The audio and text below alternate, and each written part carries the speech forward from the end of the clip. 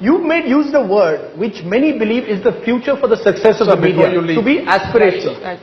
Thank you, sir. May I say something before the President leaves? Yes. Sir, he wants to respond. Just one thing in response to your question or the challenge really. It depends on what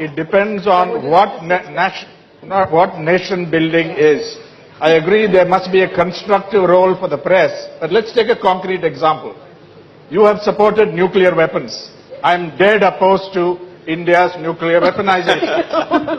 Mr. Advani considers the building a Ram temple as a nationalist project. I think it's a highly divisive project. Now, so it depends on what your perception is, what your standpoint is, what your worldview is. Somebody will say building democracy in Iraq the way Bush and Blair have gone about it is good for the world. We are dead opposed to it. So you can't agree on these things and participate and not be critical or even opposition. No, Mr. Ram, yeah. I don't want to take any of your agenda. You got an agenda, you are meeting, okay? Yeah. But the agenda, what I suggest, that you can calibrate what is the national development. That is 220 million people are below poverty line.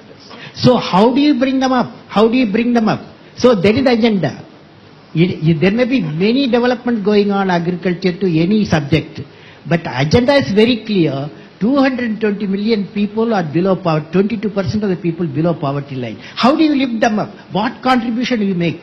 That's the issue. That's the issue. Yes. But sir, they don't even read newspapers, they don't watch TV. No, I agree with the President. These are the people who are outside the ambit of television. No, covering deprivation. President, I think the problem is there's no one definition of what nation building should be. No, there isn't agreement. I can use the definition and I have talked in Parliament also. Give it to us, sir. What is it? What is it? See, you tell us what is your idea.